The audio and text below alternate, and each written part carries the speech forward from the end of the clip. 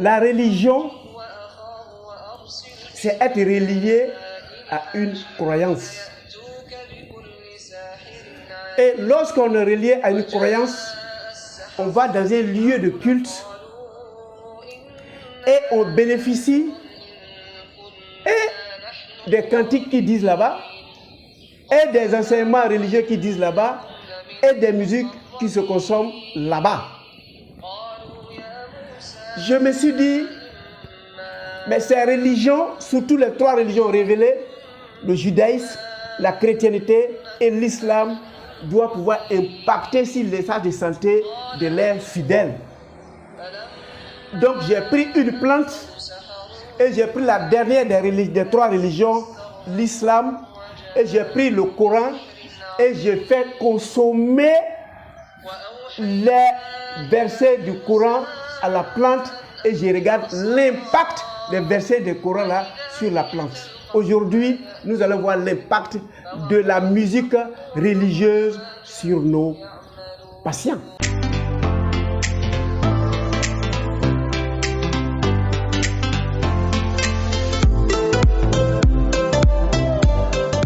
Bienvenue à Objectif Santé, votre chaîne de bien-être, qui vous permettra de comprendre quand lorsque vous partez dans un lieu de culte, que vous consommez la musique qui y sort, le chant qui y sort, a impact sur votre attitude, sur votre comportement, sur votre foi et sur votre comportement après ce lieu de culte.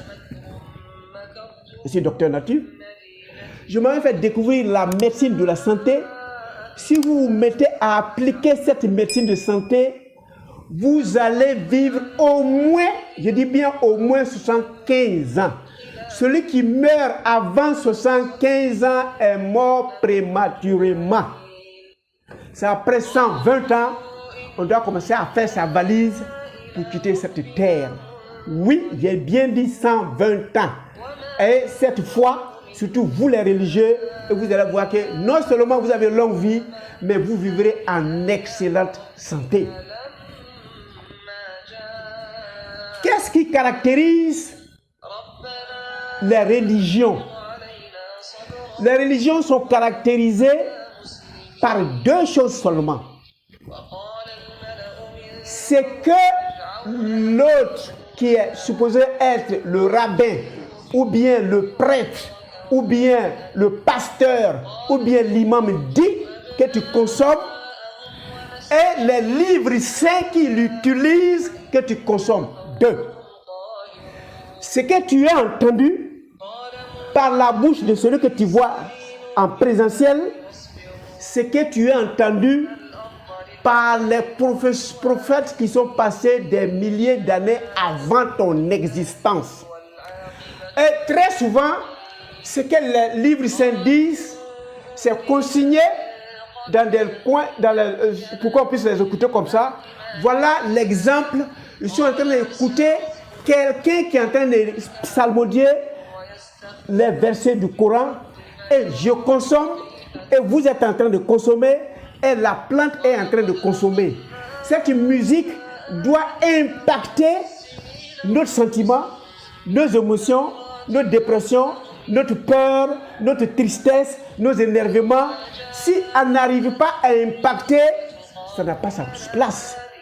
Voilà pourquoi, quand j'observe les gens qui sont dans ma salle, quand je sens qu'ils commencent à devenir nerveux, la chanson que j'ai mise, la musique que j'ai mise, j'enlève carrément parce que ça impacte négativement sur sa constitution biologique. Donc j'ai mis cette musique et je fais écouter par ma plante et par nous. Nous l'écoutons. On ne comprend même pas le sens parce que c'est dit en arabe. Celui qui dit même, peut-être que lui-même il ne comprend pas, mais ça respecte les éléments qu'il faut pour faire vibrer nos hormones, pour faire émettre nos différents sens et faire évacuer ces influx à partir de nos neurones vers les autres cellules. Donc si cette psalmodie de Coran doit guérir, évidemment ça va nous guérir. Mais ce qu'on a découvert, pour tous ceux qui écoutent à mon niveau là, généralement, s'ils sont religieux, ils sont apaisés. Mais pour ceux qui sont des gros consommateurs des musiques bruyantes, où on ne respecte pas les règles, où tout est improvisé, quand ils écoutent ce genre de musique, ils sont devenus nerveux. C'est pour vous dire, la prescription est en fonction de celui qui est en face de toi. Alors, comment je consomme ça? Avant d'arriver dans la salle, cliquez sur s'abonner pour ceux qui viennent d'arriver. Cliquez sur la cloche pour avoir facilement les autres vidéos et la pouce en l'air pour savoir que ce qu'on dit vous a apporté quelque chose. Alors, en quoi, vous, à votre niveau, vous pouvez voir l'impact des cantiques, des psalmodies que vous avez dans vos lieux de culte pour ceux qui croient à un être supérieur, pour ceux qui croient à un Dieu créateur. En principe, que vous soyez dans votre synagogue, face au rabbin, dans vos églises, face aux prêtres ou aux pasteurs, dans vos mosquées, face à l'imam, si c'est les cantiques qui passent, vous devez être apaisé, vous devez être prédisposé à écouter la parole divine qui sortira en présentiel avec celui qui est en face de vous. Donc votre corps physique est préparé et tout ce qui viendra dire doit être capable de faire fuir votre état animal. L'homme, c'est le seul être qui est au juste milieu entre l'être angélique et l'être animal. Lorsqu'il va prier, lorsqu'il va écouter ses cantiques du Dieu de sa croyance, du Dieu de sa conception, il va commencer à s'illuminer, il va aller vers l'état angélique. Lorsque il va refuser ça, il va écouter des musiques du monde, il va consommer des nourritures très souvent saignantes, il va vouloir réfléchir sur son intelligence. Chez lui, il est l'intelligent et il va s'énerver quand l'intelligence n'aboutit pas. Il va commencer à aller vers l'état animal.